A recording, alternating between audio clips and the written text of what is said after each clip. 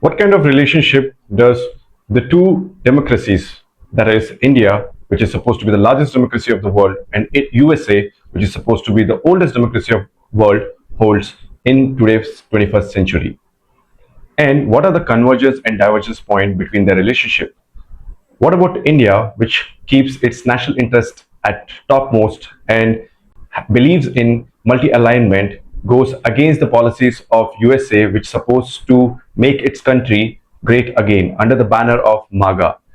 What is the relationship between Trump 2.0 and Modi, where it has moved from Howdy Modi to transactional diplomacy or so-called cowboy diplomacy? Welcome to my channel. I'm Avinash Kumar. Let's understand the relationship between India and US in detail, be it in terms of technological, economical, defense, or strategic congruence. Let's understand and break it down. The first news, it talks about the defense ties. So let's read the news, then we'll understand in detail. In Shangri-La Dialogue 2026, Singapore focusing on strengthening defense partnership, maritime security cooperation, and regional stability in the Indo-Pacific. So India and USA are agreeing for partnership and convergence with terms of defense ties. Now let's understand other things here. So what is there in the agenda today? Context and strategic overview, defense and strategic architecture and economic relation, challenges, and some of the UPSC question which has been asked earlier. Let's see. So why does it matter? The most important topic in GS-2 is the relationship between India and USA. Or I can break it down into one thing, that all the P5 countries,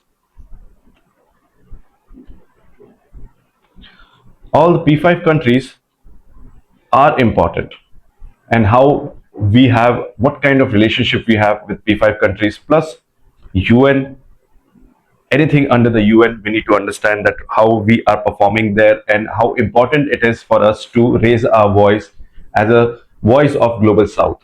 We do not just represent India, we represent the whole global south in UN. And why it is important for us to become a member of permanent, or to get a permanent seat in UN Security Council. So this is UN plus all the multilateral bodies like ASEAN, BRICS, Quad, etc. But here we are discussing about US today. So it is relevant for GS2, IR, even in essay themes. Then frequent triggers like Indo-Pacific global order, major power competition. Now, when I talk about India and USA, we already know that USA can be considered as a superpower nation. And for to be a superpower nation, it should have three things which it should fulfill. First thing is military might. Second, political hegemony. And the third is economic might. For the military might, they have blue water navy, but we have brown water navy. So we can consider, India can be considered as a net security provider in the Indian Ocean, and we have different policies for that. The recent one is Mahasagar. But now let's understand how India and USA are working together. So we'll see the big picture, how our relationship has grown from a estranged democracy to engaged democracy. So during Cold War till 1971, USA was not considered as an ally of India. It was never considered as an ally. It was favoring more to our enemy country like Pakistan. But it all changed in 1991 and 2000, post liberalization, where we agreed for Washington consensus and we opened up our economy. In 2008 to 14 was, can be considered as a watershed movement.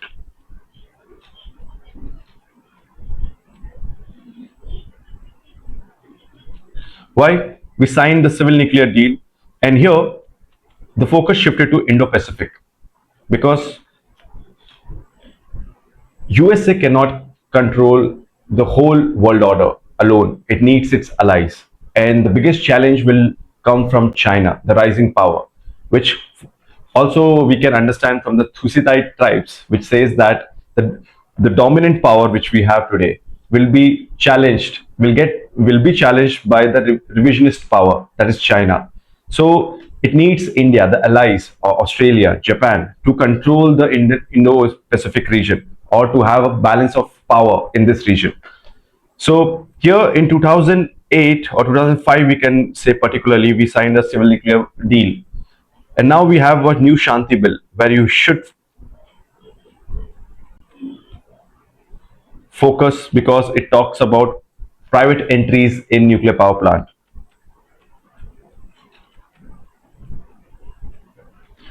Then after that, in 2004 to 2014 to 24, we had alignments with respect to defense partnership, COD, ICAT era, etc. But now under 2.0, what we have seen is Trump 2.0. I meant to say, under 2.0, USA is following a kind of diplomacy which is more transactional. So what we need to understand is USA wants their country to become great again, but at the same time, national importance is important for every country, be it USA or India. So we need to understand that we need USA today till the time that we have become Atmanirbhar. So that is the demand of our country, and we need to grow. So that for that we believe in multi-alignment. So what is multi-alignment? We'll have a relationship with every country which suits our own national interest.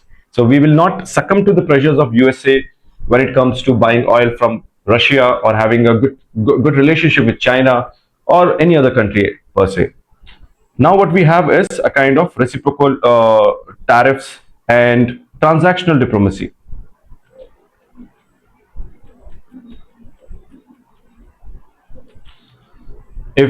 If you have followed the news, you might go through news where USA has again imposed 10% tariff on India, which it is related to forced labor.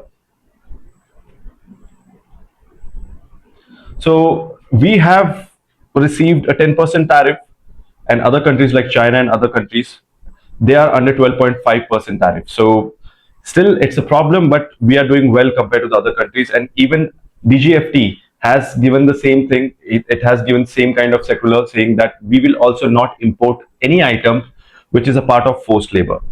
So that is why USA has agreed that we will reduce the amount of tariff or the percentage of tariff to 10%. And later on, it might be reduced to 0 too. Now let's understand the core, India's core interest. India's core interest is to preserve strategic autonomy while modernizing defense capabilities, prioritizing development, energy security, and stable China management. US core interest, maintain Indo-Pacific balance and push burden sharing from partners, seek market access, trusted supply chain, and tech partnership. Here you need to understand that the word Indo-Pacific has been removed and it has become PACOM or Pacific Command. Earlier it used to be called as Indo-Pacific Command. Now it is only called as Pacific Command. So are we losing our place in US strategic allies, or do you think that this has no effect on India? So just ponder upon this issue, and we will get back to this later on whenever we'll see more news about India US. Then we have overlaps that drives partnership, convergence on counterterrorism, free and open Indo-Pacific, cooperates on critical technology, defense interoperability via agreement. Here, there was a question which was asked in prelims 2026 this year related to Pax Silica. Earlier, when this arrangement was made, and India was not it was not a member of this, but later on, I think now India is a member of Pax Silica, which talks about supply of critical minerals. Why?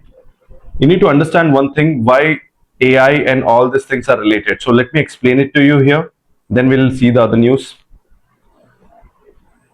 If I have to make AI, it is dependent on something called semiconductors, right? Which itself is dependent on critical minerals. Now, majority of the critical minerals, so AI, you can understand who has a lead: USA. Semiconductor, USA, or its allies. Critical mineral, this is where the USA, the US is falling short. China has a lead here. But we don't see India anywhere here. So this is why we have different policies where we are working on that. We want to make our industries Atmanirbhar, self-reliant is the goal of the present government today. So let's come back. Now let's see the news. So I have attached some of the newspapers here. So let's see the parallel track that keeps India-US ties engaging. So this is written by Pooja Bhatt. Let's see. So Islamabad offering highlighted by port access to the US and critical mineral shipment to American firms. On July 2025, Quad Foreign Minister meetings in Washington unveiled new initiative that spanned maritime security, transnational threats, economic cooperation, critical technologies, and humanitarian effort. On the similar lines, Quad Counterterrorism Working Group also held its third meeting in December. Defense cooperation forms the backbone of this resilience. Since 2008, India-US civil nuclear deal, defense and technology agreements have steadily deepened. The landmark signing of a decade-long Defense Framework Agreement (DFA) in 2025 marks a new chapter, enhancing joint coordination, information sharing, and technological collaboration that is designed to buttress India-Pacific regional stability. This is exemplified through regular bilateral military exercises. Now, these exercises are important for prelims. It can be asked in prelims. Yudhabhyas, Tiger Claw, and Malabar.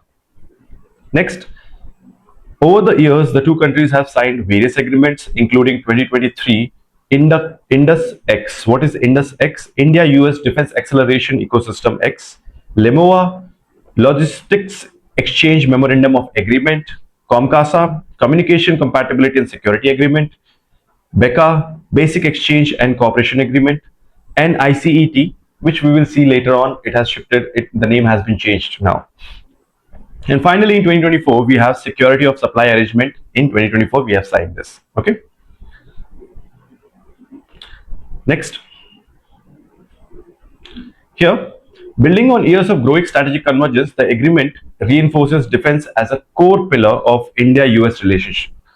Further bolstering defense ties, Indian Air Force giant Hindustan Aeronautical Limited (HAL) signed a billion-dollar deal in November 2025 with the US General Electric for fighter jet engine. We still have a delay in this. We have not received the engines yet because of the problem which is going on in the technological front in USA. Next, we have something called NISAR satellites. What is this? US, India, NASA is ISRO synthetic aperture radar launched in July 2025 for disaster resilience, agriculture, infrastructure planning requirement adds to the technological joint venture. At the infrastructural and regional level, the inaugural Quad Ports of the Future conference held around India Maritime Week in Mumbai in early November 2025 brought together delegates from 24 Indo-Pacific partners. Now let's see the other news. This is written by Suhashini Haider. Let's see. India are now the second largest group of citizens being granted US citizenship legally after Mexico and have cornered a predominant share of H-1B visa, but they are also the third largest in terms of illegal entry. Next, US, a few research analysis in ICE numbers says 7.25 lakh Indians are amongst about 14 millions in the total undocumented migrants, with more than 18,000 Indians in detention centers on a final removal list for deportation. India will have to deal with the loss of remittance and provide for the returnees, adding to the unemployment crisis in India. So please go through this. The most important thing here is, which is also covered in the later part here. So here we need to understand that from our exam point of view, Mission 500. What is Mission 500? See, both sides launched Mission 500 billions in bilateral trade by 2030 and initiated discussion on free trade agreement with phase 1 of the draft expected this year. Mr. Trump announced an increase in India's purchase of US energy, oil, and defense equipment moves expected to help balance 45 billion US trade deficit within the total 130 billion goods trades. So we have a trade surplus with USA today. Next. So here we have, so this second is, first thing, Mission 500, that we should have a $500 billion agreement. Second thing is USA wants to reduce the trade surplus because they have trade deficit with India. Third, the most important thing is compact. What is compact? Let's see. Additionally, there was an agreement on the new umbrella framework compact, or what is the full form? Catalyzing opportunities for military partnership, accelerated commerce and technology for the 21st century to streamline cooperation across key sectors. They also rebranded Beden Ear Initiative. ICET now has become Trust. This is the new name now. Okay. Transforming the relationship utilizing strategic trust, focusing on semiconductors, quantum computing, AI, with a commitment to developing an AI infrastructure roadmap with this year. On top of that, we already saw Pax Silica, and even at the cord level, we have a lot of things going on with respect to critical minerals. Okay, so you can go through the news. And there are other news also. Please go through it. This is about. This is a very important topic.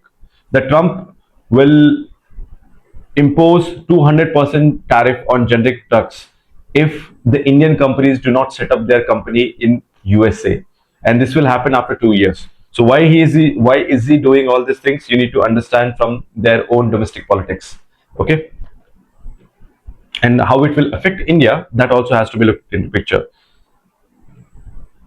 Now let's see the defense ties. From buyer to seller to co-development. So our plan is for co-development now. USA designated India as a major defense partner, right? Enabling deeper defense collaboration. Focus is now on interoperability, secure communication, and technology-enabled operation. We have signed 4 agreements, foundational agreement, GS-2 for protecting classified military information, LEMOA, reciprocal logistic access for refueling and repairs, case by case. Similar thing we have with Russia also. It's known as RELOX. Okay.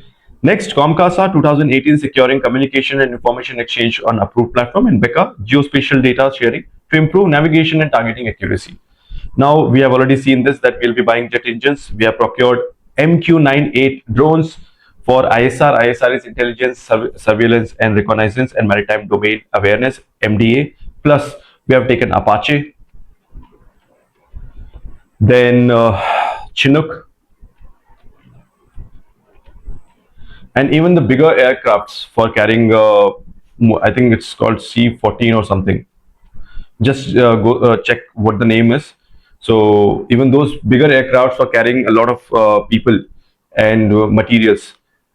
Now let's see strategic architecture. We have what all we have signed. 2+2 ministry dialogue we have. So 2+2 ministry dialogue means a dialogue between foreign and defense minister, then Indo-Pacific and Quad, then counter-terrorism pillars. So the problem here is, like, India wants certain things to be passed. I think 1273 in Security Council. But the problem here is India is falling short. How? There's a growing convergence between USA, Pakistan, and China. Pakistan is important for USA today, and why is it important? Because of its geography. It's very important for USA to be present in Pakistan, since they have gone out of Afghanistan. So only place where they can have strategic importance is Pakistan, so that they can control the West Asia. They can even control Russia from there, and even keep a check on rising power like China. And moreover, they're also looking for extraction of critical minerals from Pakistan. Okay. So next, India's strategic autonomy.